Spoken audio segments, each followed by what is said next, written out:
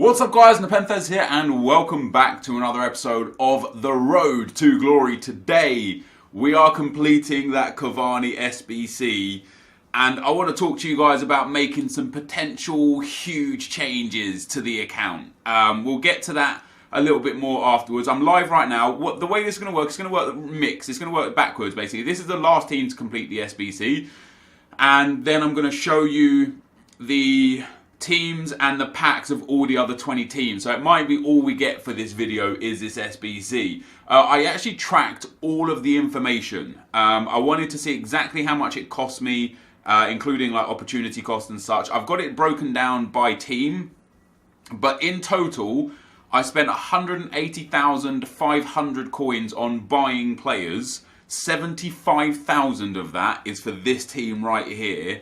Basically players that I already had in my club came to the total value of 62,300. So it cost me 242,000 coins in total from having nothing to having it all. And not including the opportunity cost of the players that I already had, it cost me 180,000 obviously. I sold the total number of items for 206,000 coins. And you'll see why in a second. So that means we had a net loss of 36,000 coins, including the 25k that we're about to get back from the completing the whole set, but not including this prime mixed players pack that we're about to get. So if we get something good out of that, would have cost me less than 36,000 coins. If we get nothing, it would have cost me 36,000, basically about 30,000 coins to get this. If we exclude opportunity cost, I've actually made a profit of 25,600. However, the way I've worked out the way I've worked out the sale value, because if I sold everything as a sale, I would have got 206,000 coins. That is, I sold quite a lot of the items as I went, but I saved a lot of the items because they're at their minimum sale price. Some of them are consumables and don't sell anyway for more than their minimum price. But a lot of players I just kept in the club. So when I sell them, if I choose to sell them right now, I would make back 206,113 coins. But if I actually sell them when they're relevant, I will make more than that back. So give or take, this Cavani is going to be free, excluding opportunity cost. This last team here, Enyema cheap, Mendes cheap, Maya cheap, 23.5k for Alonso.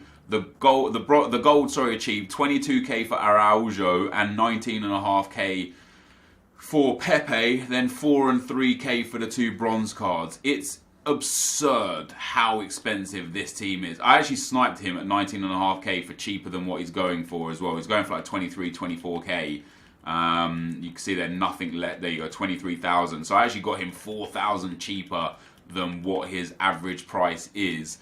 This guy here, the left mid, he's 22k max bin, and there you go. He is basically extinct. And a few days ago, he was like 9k. So I guess a lot of people are doing Cavani now, and that's causing the price of these silvers to go up. And then I got this guy for, I think, like 20, what is he now? There's one there for 21k, and I got him for 23,500. So maybe at the time, I actually sniped him for 23,000.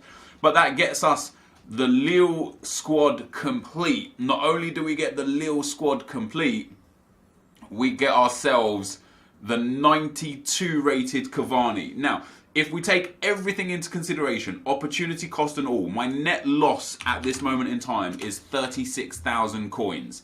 And to get a 92 rated player on the market right now, the cheapest 92 on the market is currently Manuel Neuer at 100,000 coins. So if I ever use Cavani in an SBC, I've actually saved myself an absolute killing. The reason why I went to do this card, although he's 3-star, 3-star, which is a bit meh, I love the look of the in-games of this, and I want to test him out. You know, his positioning, his finishing, his shot power, with a Hunter Chem style, his pace. He'll have 94 sprint speed, 95 acceleration, exemplary shooting, perfect reactions, great composure, great stamina, just all round great card. I'm very, very excited to pop him into the team, to use him and see what we can do with him. And if we actually place him in the active squad here, let's pop him in there instead of Fernandinho.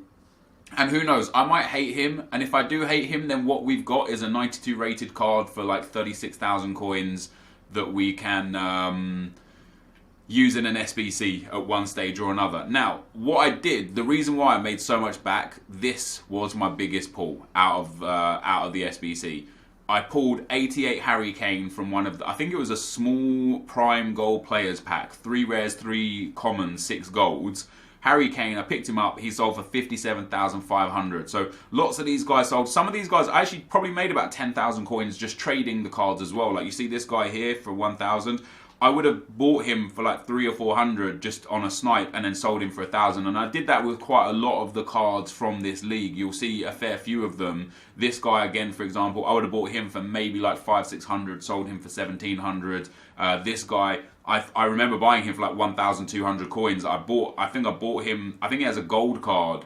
And I sniped his silver and then sold it for 4,700. So I made at least 10,000 coins from sniping the silver players within the league, which obviously negates again a fair amount of the price that we spent completing the SBC, but I haven't included it in the SBC. So our last pack here, guys, before we go and look at all the teams that I built, what they've got in the packs and such. Sadly, no board, so we aren't going to shave much off of the 36,000 outlay. Him definitely nothing. Him definitely nothing. These guys not much. I mean, maybe we got a little bit here. You know, I'll keep these guys for the time being. We'll check the Korean right back. We probably made like 4 or 5k back out of that pack. We'll keep him for now. 4k, I'd say 4k max. Maybe 5k max, depending on how much he sells. So this guy will sell for another 1,000. So I would argue that it cost me 30,000 coins to get this Cavani, and obviously I made around 10,000 coins trading. So maybe 20,000 coins for the Edison Cavani. I'm more than happy with that. We'll send him up to the trade pile and discard the rest. So I've still got 825,000 coins. Now, one thing that's interesting to me, and I want your guys' advice, is what I do with this team going forwards. Now, I've got a lot of items in this club. A lot of items. So many cards. I could get rid of all of these cards. I could sell them all and bank on coins. I'm talking about De Bruyne. I'm talking about Modric. I'm talking about Cristiano Ronaldo. I'm talking about getting rid of my goalkeeper and my centre-backs, my whole defence. I'm talking about selling every major sellable player and rebuilding a squad with the untradables that I've got and then filling in the gaps with other items. So, for example, let's assume we sold. Let's assume we sold. And let's assume we sold. And maybe I won't show the other teams. Maybe I'll just show the packs of the other teams. What do you think? I don't know, because we're already getting up to 10 minutes. I don't want this video to be like crazy long. And let's assume we sold him. Let's go and get our special cards available to us. Rui Costa, of course, can come back. Wait, where is oh, he should be on the bench, right? Yeah, so Cavani's here. So Cavani will go into the team. Boom, like so. And I could either go and get Neymar, but I don't necessarily want to, or Mbappe, which I think might be good. We're going to start in a 4-3-1-2 for this team from now on, for the simple fact that, so Quincy Promes is going to have to come off. So Cavani and Mbappe up front with we'll probably put Frank Rijkaard down in at cam, because obviously he gets, you know, cheaper to convert. So imagine we get ourselves an Mbappe in this spot here. So Mbappe pops in here. Doesn't necessarily have to be the 84 or the 83, just whatever version of Mbappe I get. That attack now is already perfect, and I've got 2 strikers, or I can use Mbappe as a winger if I want to play 4-4-2. We've got our 2 centre mids, or I can use Rui Costa as a winger. But then after that, I can just quite comfortably go back to popping him in there, and then, as I say, looking at filling in the gaps. Maybe we look at filling in this gap with Alexandro. Not obviously, you know, I don't mind having 100 or a few 100,000 coins invested in players. I do believe their price will crash as team of the season comes. But this now is a good trio here. We've got ourselves a CDM in Rijkaard, 2 outside centre mids in Matuidi and Rui Costa. We would have 2 strikers in Mbappe and Cavani, so I would need a cam, basically, a cam instead of a centre mid going there. Obviously, Ander Herrera wouldn't benefit me, wouldn't be suited as a cam. Who have I got available that would be a good cam in my team? No one really, but with Team of the Week new team of the week now, monthly's coming. I'm very tempted to just change up the team. And like I say, with whatever reds we get for these monthly rewards, if we get a good cam, pop him in, field a defence and goalkeeper around him, and use this as our team. Is it meta? Probably not. Is it going to make me get more or less wins? Who knows? Is losing that De Bruyne and losing that Modric going to cost me games? Maybe. I love these cards, man. Honestly, Modric and De Bruyne, these are my favourite 2 cards in the game this year. 100% at this point. That opinion may change in a week, 2 weeks, 5 weeks when more cards come out and such. But Luka Modric, we've lost a lot of coins on him. It was worth it. It was worth it. I love this card. I'm glad we got him. We would have bought him anyway, regardless. But these 2 cards here, they've been so good. Look at that from De Bruyne. Mostly played as a cam. 258 games, 202 goals, 137 assists. Now he's got 5-star weak foot too. I mean, those stats are just exemplary. The reason why I'm interested to potentially get rid of these guys, he's back up to 2 million as well, which is awesome. So we don't lose too much on De Bruyne. We could sell him for 2 million flat, lose 100,000 on tax, and lose 200,000 on depreciation. So 300,000 coins it would have cost us to use him for a month. I like that. But the reason why I'm tempted to sell is simply because I could actually just build the team like this as well, by the way. The reason why I'm tempted to sell is simply because I know team of the season is still a fair way away, right? I understand that. But I have a feeling, again, like last year, and I know people disagree with my opinions on this, but there's going to be players from obscure leagues that are as good as Modric and De Bruyne for like literally a fraction of the price. You're going to end up getting a team of the season card with very, very similar stats to this that will cost about 80,000 coins or 100,000 coins. So I don't want to like sit here and be like, it's time to sell, team of the season, panic sell, panic sell. I'm not saying panic sell or anything like that. I'm saying maybe it's time to start considering cashing out our coins, getting a good coin balance in there. So when team of the season rolls around, we've got, a good 5, 6, 7 million coins just sat there in the bank where we can buy anyone and everyone to have fun with teams. In the meantime, that will mean we'll have about 8 weeks of not having the most insane teams. But with that, we can experiment. We can give ourselves budgets for a weekend. Maybe this weekend league we'll go 500,000 coins plus untradables. So whatever we can afford for 500,000 coins. And just do a few different things. We've got some good players here. That Ander Herrera is a good card. Promes, Alessandrini, Yarmolenko. These are all good cards that we can use. And a team like this, if I put Modric I could actually put Modric and Matuidi as outside centre mids, Rui Costa at cam, Rijkaard at CDM, Mbappe and Cavani up front. This is actually a decent team. If that meant then selling De Bruyne and Cristiano Ronaldo, why not? Why not? We've also got Boateng, Alaba. We've got so much in this club, and I wonder if it's time to start considering team of the season. We've used these players to death. Having Ronaldo, having De Bruyne, having Modric, it hasn't improved our weekend league results. We're still around that Elite 3 mark. We're not getting better. We're not getting worse no matter the team. Would be interesting, wouldn't it, in my opinion, to have a team such as what you see on the screen now, maybe with a different trio on the right-hand side, maybe going to like Bailly, Valencia and a Premier League based cam, maybe Bailly, Valencia, De Bruyne in there and just play like that. But regardless, it would be interesting to see how we fare with a much lesser team. Maybe that whole less expectations will help me.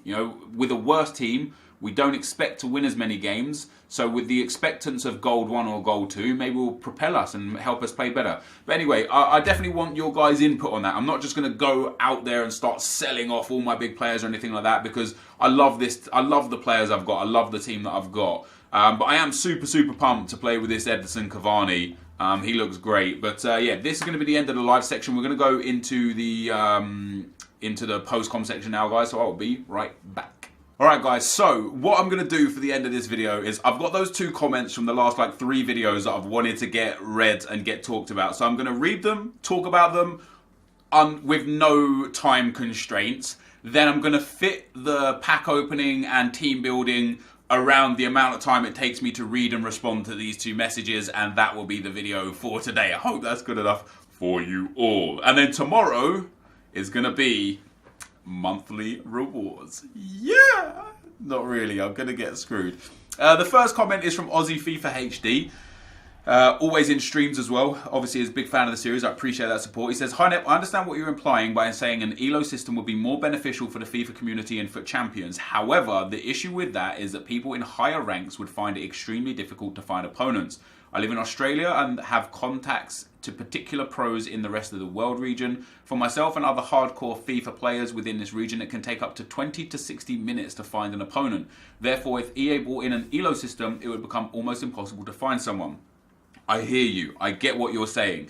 First of all, I think you can't not do something that's right because it might have an adverse effect on other people without even knowing or testing or trying. Second of all, in other games, in esports at the high levels, it's common to have to wait a period of time to get a game. In fact, one of the reasons why Hearthstone became so popular was because League of Legends players at the highest level would play Hearthstone during queue times. So, you know, you'd be like, right guys, we're going to queue for a game, boom. Estimated wait time, 22 minutes, 25 minutes or whatever. All right, in the meantime, instead of just sitting here like idiots talking to each other and not doing anything, let's play a different game whilst we wait for the queue time and the queue to pop. And of course with Hearthstone, the games aren't super quick, but they're quick enough that by the time the queue pops in League of Legends, by the time you go through champ select, picks and bans loading in, you can always finish, you always have enough time to finish the specific game.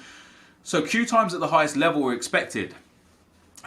What I would say is, in my opinion, that an ELO system would actually make it easier for you to get games for several reasons. First of all, an ELO system is open to everybody, not just people that have qualified. So in your instance, you probably have a really small percentage of people in your region that can even qualify for FUT Champs or even care to try.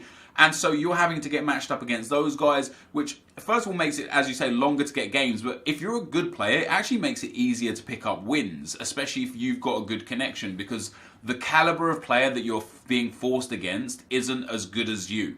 And I don't want to get into a region debate. I personally believe that if you are a top tier player, it's easier to get wins in a region that's not as populated as EU, but I still think that, you know, your skills speak for themselves. I still think that, you know, the NA region guys and the South American guys and the Australian or the, you know, the Australasian guys, I still think that when you actually go to events, you're still at that top caliber level. I'm not taking away the actual ability of these players. I'm just saying in general, you'll match up, generally speaking, against a lower caliber of player in those regions. However, if an ELO system was put in place, that's open to everybody. There's no, you know, again, in other game modes, you need a minimum requirement to play ranked, but that requirement isn't based on winning. It's based on playtime, so that the game knows that when you go into ranked, you're not just going to be some stupid troll that tries to ruin the game or doesn't know what they're doing. So in League of Legends, you have to be account rank 30, and it takes time to get to account rank 30, but by the time you get there, you understand the basic mechanics of the game, and you're happy to go into ranked mode. In Overwatch, you have to be, I think, was it level 10, I think, back when I played, or level 14, which you get just through playing. Even if you lost every game playing Overwatch, you would still gain experience that would get you to the level that would allow you to play. And in FIFA, I think that should be the same. It shouldn't be a case of having to win 4 games in a tournament that is just a backward system anyway, because I entered the tournament, I've already qualified, I'm an elite caliber player, and I enter that tournament because I want the reward. So I knock out every time I win that tournament, assuming I win it every time. I've only lost the daily knockout tournament once or twice. I've won it, probably have like a, you know, 30, 40 wins and 1 or 2 losses in a daily knockout tournament. But every time I win it, or let's say 20 wins and 2 losses, every time I win it, I've knocked out 4 people that might have been qualified but might not have been qualified, and so now they lose a chance because they're playing against someone that they shouldn't be playing against. So the daily knockout tournament to qualify people in itself is just stupid. It should again be based on maybe your EA SFC level. So maybe you should have to be EA SFC level 15 to play in ranked play. But when EA open up an ELO system to everybody, the massive influx of people that now also play ranked mode in FIFA is so vast that you'll actually find it easier to get games. And because of the way the ELO system will work, the way it will be on a bell curve, you will get games a lot quicker, in my personal opinion. If you're already waiting 20 to 60 minutes to find an opponent, I don't think an ELO system is going to change that. The other comment I had was from Andrew Chatterjee. Says, I think the main reason this game gets stale is because good players are able to get super teams too quick. So if they add more ways to get rewards and ways to pick rewards that suits you, the game will get even stale even quicker. The game must be more challenging to make it not get stale as quickly. For example, I'm in Division 5 to 6 player. That isn't good enough to play FUT Champs, but I have 87 Sané, 90 Salah, 86 Shevchenko, and I'm still loving the game because it's still challenging to me and I can still improve my team. And that's what Ultimate Team is all about. Keep up the great work, Nep. Love the vid. I can test several points of that, but generally what your overall point is correct. The reason why this game is stale is because the good players are able to get good teams far too quick. And by giving more rewards, that's not going to solve the problem. I agree with that. Which is why EA need a combatant to that. And that's why with the video I did on my main channel with the knockout tournament, it suits that perfectly. Because if instead of giving packs and coins, because packs and coins are what has caused this. Every time I get a pack, I don't care about the contents of the pack. I care about the value of the contents of the pack. I don't care about that specific player that I get. You know, in this video, I packed 88 Harry Kane. I don't care about 88 Harry Kane. I care about the coins that I got from 88 Harry Kane so that I could put that into a player that I care about. If instead of getting packs and coins, you got tokens and players, and then EA made within the game mode a reason to use those tokens and players, the growth would be far less. It wouldn't be as quick. You wouldn't be able to get the best players super quick, because imagine if instead of FUT Champs for Elite 3, instead of getting 3 Team of the Week players, a 100k pack and 70,000 coins, imagine if you got 20,000 coins, 150k pack, and 1 special FUT Champs card for that week, and you get a pick, and you know, a pick of 8 cards. So there's 8 special cards for Elite 3. All of those cards are 89 rated. For Elite 2, they're 90 rated. For Elite 1, they're 91 rated. For Top 100, that, you know, scales up, scales down. But in that instance, I'd only get 20,000 coins. I'd only get a 50k pack, so that would stunt the exponential growth of my team. But out of these 8 players, I could pick one that for building a team for a different area of the game. For example, a tournament that might be, you know, use 5 Spanish players, and on this occasion in FUT Champs, of these 8 players, one of those players is a DeMarcos right back card that's now an 89 rated card. So I'm going to be like, hey, there's a tournament coming up next week where I need 5 Spanish players. I'm going to take that DeMarcos card because he'll fit into my Spanish team. Now, it's an untradeable card. It will be a good card. It might be a usable card, but it will fit somewhere else. So what you've done now is you've given someone a reward that they can use and utilize in the game. It gives them a choice, so it makes them feel like they've picked something that actually benefits them. It's not just some 99 rated card that's going to improve everyone's team. It'll be a selection of obscure cards from obscure leagues, obscure positions, maybe even position change cards. You know, Azpilicueta right now with that centre back card, maybe one weekend in the weekend league there's a left back Azpilicueta card or a right back Azpilicueta card. You know, they could do fun things with players so that there's less coins and packs output, which slows the growth of people's teams, but still gives the illusion that you're getting good things. And right now I've got one team. You know, I've got my super team, my meta team. I would love, instead of having one super team, to have an abundance of teams, 10 teams. You know, I'd love to have my Premier League team that's just stacked with these funky Premier League cards that I got from Squad Battles monthly rewards, and from a FUT Champs Gold 1 finish where I get a striker version of Theo Walcott with an upgraded skill move and upgraded weak foot. And as I say, instead of thinking, okay, you've got to take these teams now into FUT Champs, but they're not meta enough, you can't play them. No, have a league system or a tournament system or a cup system where these players are usable and reasonable to be used because of stipulations, or because of the fact that, you know that, again, on a Monday, drop 5 cups, 5 leagues, 5 major leagues, French League, English League, Spanish League, German League, Italian League. If you want to play in the English League Cup, you've got to have a full Premier League team, and you could have it so that you require X amount of special cards, maximum rating, you know, minimum chemistry requirements, minimum bronze bench requirements, and you could just make it so that then these tournaments are fun. And in these tournaments, as I explained before, you can get tokens, and then at the end of the week, you can exchange those tokens for more different players. It rewards everybody this way, And it stops that immediate growth, and it stops that dead section that we're in now. Because as you say, Andrew, what happened is everybody got such a big boost early on. All those squad battles rewards, all those foot champs rewards, all of the SBC rewards. It was just so easy to make and generate coins. And it was so easy to buy. Like, I've never seen in my life so many Ronaldos in this game. I come up against, on an average week, 20 Cristiano Ronaldos. Last year, I would come up on an average week maybe 3 Cristiano Ronaldos. This year, I come up against full icon teams or half icon teams just constantly. It's very rare I come up against a team that doesn't have a couple of icons in. Last year, I came up against legends rarely, if at all. Every now and then I'd see a legend card, but generally speaking, it was just gold meta teams, a few informs, but now everybody's got that super team. So we need to reduce that acceleration, but still make the game fun and rewarding. I do agree though with what you say. Giving people more packs and more coins would be bad, because it would just keep scaling up the value, it would keep increasing prices of players, and it would get the good players would just get the better teams even quicker. But I definitely think there's room to change the reward structure. However, what you said about you can still improve your team, and that's what Ultimate Team is all about, I disagree. I think Ultimate Team is about using your ultimate team, using your favorite players. There was a thread on Reddit about this yesterday, and I agree. Some guy said his ultimate trio up top would be Neymar, Lewandowski, and Messi, and he can't really play those guys together without being penalised for it. And that should never be the case.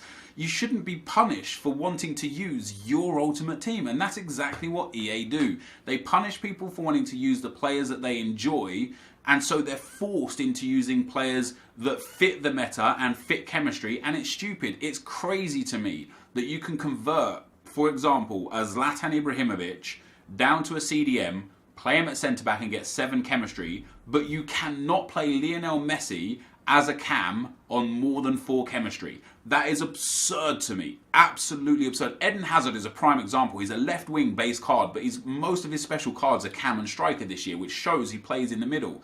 You can't play that left-wing Eden Hazard in a cam unless you start him at left-wing and switch him in game, which is a lot of people's issue as well, or unless you play him on 4 chemistry. However, you can play your Wayne Rooney at centre-back on 7 chemistry. It doesn't make sense. The chemistry system punishes people. You can play with Alexis Sanchez on 10 chemistry in a Premier League team with players that he's never played with before. You can put Alexis Sanchez in a Chelsea team and he'll get 10 chemistry. However, you can't put Alexis Sanchez in a Barcelona team playing with players that he's played with before without getting more than 5 chemistry. How absurd is that? It doesn't make sense. This game mode is called Ultimate Team, and it should be about building an ultimate team and having fun with your players. But we're so restricted by what we can do with teams, and it's the reason why we're forced into this situation where we use the same players and we all switch formations and everybody plays a meta, because there's nothing else to do. I argued this before. With no chemistry restrictions, you would see a wealth of different teams. People think you would see the same teams more because everyone will get the exact same meta player in each position without any restrictions, and that would be that. I disagree. I think with no restrictions, you would see considerably more players on this game, because there are more meta players out there that never get used because they are impossible to link, unless you use icons and take up other positions. But I think we'd see more variation in teams with no chemistry restrictions than we currently see. And I also think, chemistry should just, like I said, just shouldn't be a thing. Like, Alexis Sanchez has never played with any Chelsea player, maybe Fabregas or, maybe the odd player here or there. Or let's say Swansea. Sanchez has never played with any Swansea player, yet he'd get full chem in a Swansea team. Yet Sanchez has played with most of the Barcelona players. I don't know how many are still there from when he was there, and he wouldn't link to any of them. That shouldn't be the way this game works. It shouldn't be how the chemistry restrictions are. And again, some people say, if you've got no chemistry, what you'll end up seeing is people playing players way out of position, like playing someone who's just super fast, like Aubameyang at centre-back, because he's tall and he's fast and yada, yada, yada. If that's the case, then so be it, because if somebody wants to play a striker at centre-back and just totally disregard the defensive stats, I think that would be foolish of them. I think they'd concede more goals. I think they'd realise that actually defensive stats have an importance. And yeah, for me personally, I think this game needs more by way of by way of opening up the ability to build your ultimate team, because I'm not playing with my ultimate team right now. I'm playing with players that I feel like I'm forced to play with because they suit how the game plays and they link to each other. I would like to be able to play this Cavani at striker. I would like to be able to play that Promes at striker, and I'd like to be able to play Kevin De Bruyne at cam. And I can't do that without being penalised in game. I can't do that without my opponent having just a distinct advantage against me, and I don't think that's fair. Anyway, those were the 2 comments I wanted to read, guys. I wanted to get that out of the way. Hopefully you enjoyed this video. If you did, be sure to leave a like, rating, comment, and subscribe to my channel if you haven't already. But for now, guys, I'm out. Peace.